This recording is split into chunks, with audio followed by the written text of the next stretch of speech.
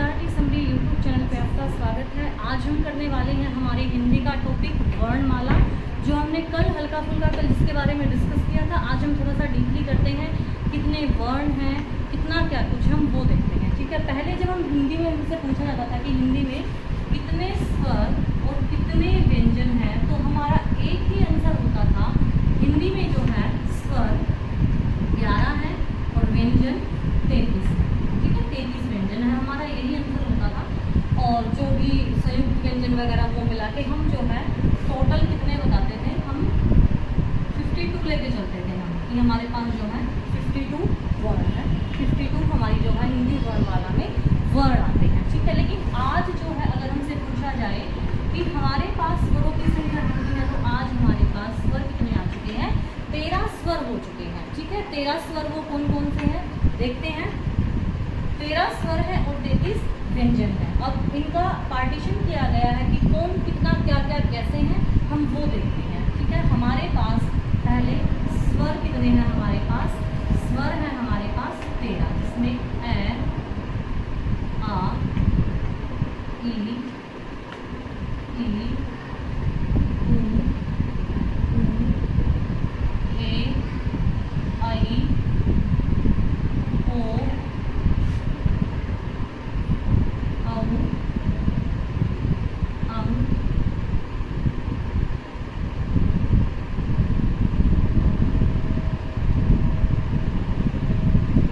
ये हो गए हमारे 13 स्वर।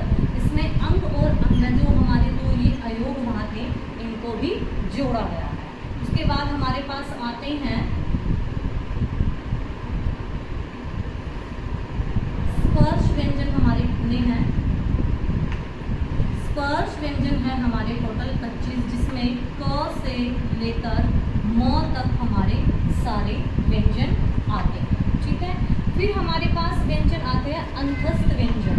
ठीक है, अंतस्थ व्यंजन आते हैं हमारे पास।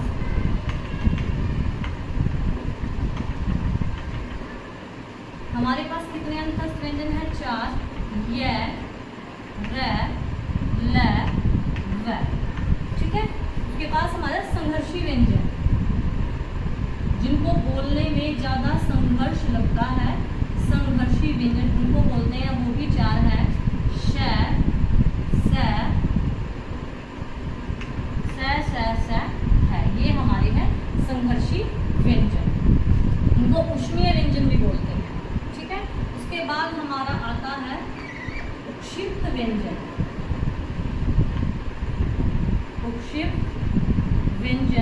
उपक्षिप्त व्यंजन हमारे होते हैं 2, ये ढ और ड, जिनके नीचे बिंदु लगी होती है वो वाले। ये कभी भी वाक्य की शुरुआत में नहीं आते, ये हमेशा शब्द के बीच में आते हैं। कभी भी शब्द की शुरुआत इन उपक्षिप्त व्यंजन या फिर इनको ताड़न जाति बोलते हैं, ये कभी भी स्टार्टिंग में नहीं आते। आगे आते हैं हमारे पास संयुक्त व्यंजन। संयुक्त व्यंजन का भी सबको पता है, 4 है। अक्षय, त्र, य और श्र, ये 4 हमारे जो है संयुक्त व्यंजन है। और एक नया, ये 4 हमारे संयुक्त व्यंजन है, अक्षय, त्र, ग और श्र। एक और हमारे पास व्यंजन मिला है, नया जो वर्ण है वो शामिल हुआ है, वो एक है, वो कुछ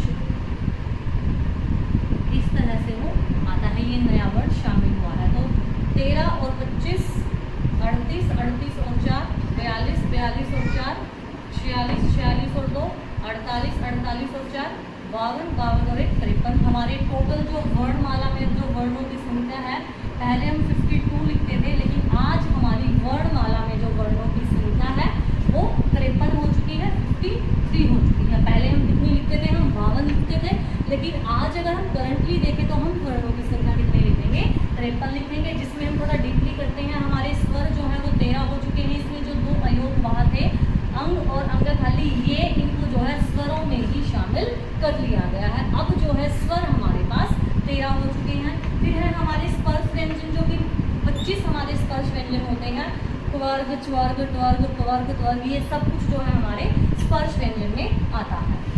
अंतस्थ व्यंजन है हमारे 4, य, र, ल, व, 4 जो है हमारे अंतस्थ व्यंजन है। उसके बाद स्पर्शी या स्पर्श संघर्षी हम जिनको व्यंजन बोलते हैं वो है हमारे, जिनको बोलने में थोड़ा संघर्ष लगता है, श श श ह।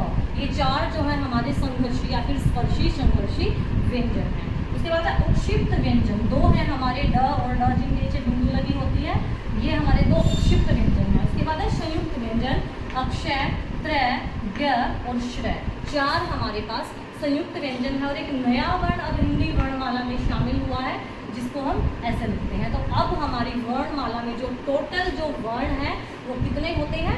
53। ठीक है, 53 हमारी वर्णमाला में जो है अब वर्ण शामिल हो चुके हैं।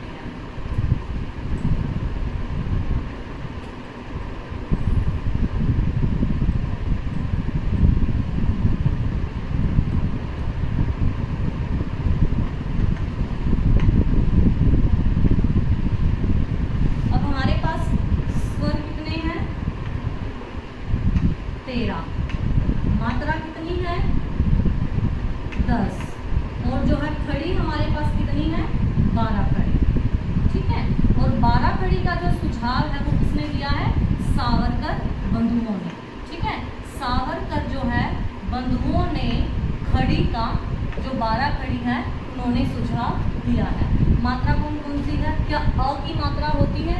नहीं, अ की कोई मात्रा नहीं होती है। आ की मात्रा, ई की मात्रा, ई की मात्रा, ऊ की मात्रा, ऊ की मात्रा, री, ए, ऐ, ओ, औ। ठीक है, ये हो गई हमारे पास। हमारी टोटल मात्राएं कितनी हैं? हमारी टोटल मात्राएं 10 हैं। अ की कोई मात्रा नहीं होती, आ मात्रा, आ की मात्रा, ई, ऊ, री, ए, ऐ, ओ, औ। ठीक है, स्वर हमने पहले वाले उस पे किए थे। 13 स्वर हमारे कौन कौन से हैं? 12 खड़ी कौन कौन सी है? 12 खड़ी है, पहले अंग से यहाँ से स्टार्ट होगा।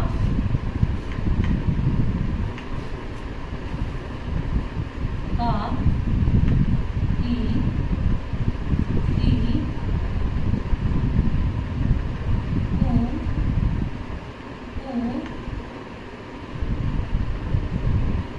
के, कई, को,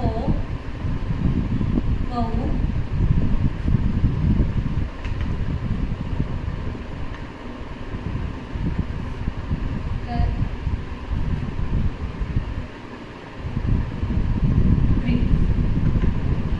ये हमारी 12 खड़ी है, जो हम जो है हर वर्ण के साथ ये वाली चीज़ें करके, जिसे मात्राएं लगा के जो है हम उनसे शब्द बना सकते हैं। तो जो 12 खड़ी का विचार है वो किसने दिया था? वो सावरकर बंधुओं ने दिया है। स्वर हमारे पास 13 हो चुके हैं, मात्राएं हमारे पास 10 हैं और खड़ी कितनी है? हमारे पास 12 खड़ी है। अब मात्रा कहते किसे हैं? मात्रा कहते किसे हैं? मात्रा होती क्या है?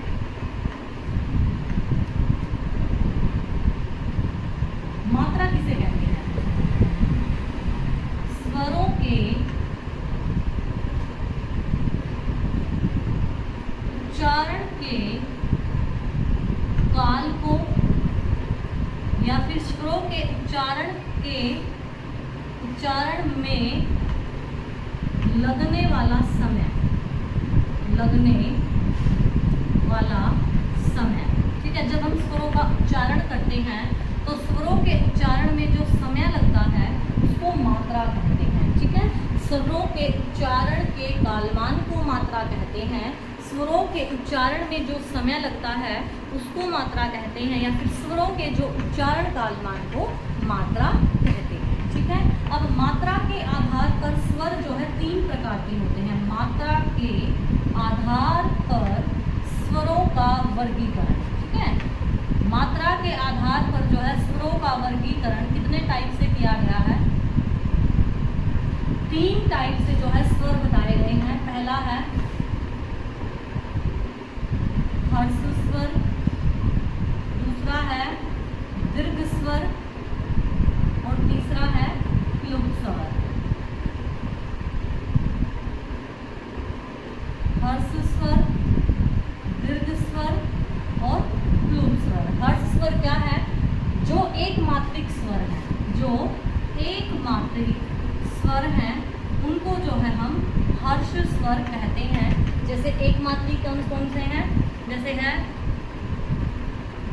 एक ही मात्रा, ये वाले जो एक मात्री शब्द हैं उनको जो है हम हर्ष स्वर में लेके जाते हैं।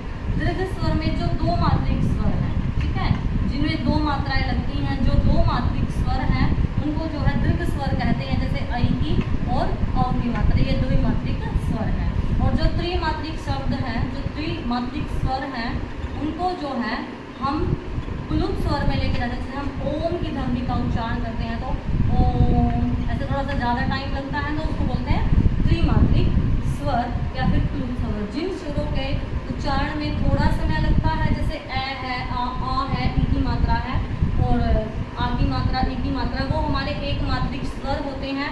और जिन स्वरों के उच्चारण में ज़्यादा समय लगता है, जैसे इसमें हम आ की और ई की मात्रा भी लिख सकते हैं, ई की मात्रा, आ की मात्रा। और जिन स्वरों के उच्चारण में पहले वाले की अपेक्षा थोड़ा ज़्यादा टाइम लगता है, उनको हम दो मात्रिक स्वर या फिर उनको दीर्घ स्वर भी कहते हैं। और प्लुत स्वर वो होता है जिनके उच्चारण में ज़्यादा टाइम लगता है या फिर त्रिमात्रिक जो है समय लगता है, ज़्यादा समय लगता है।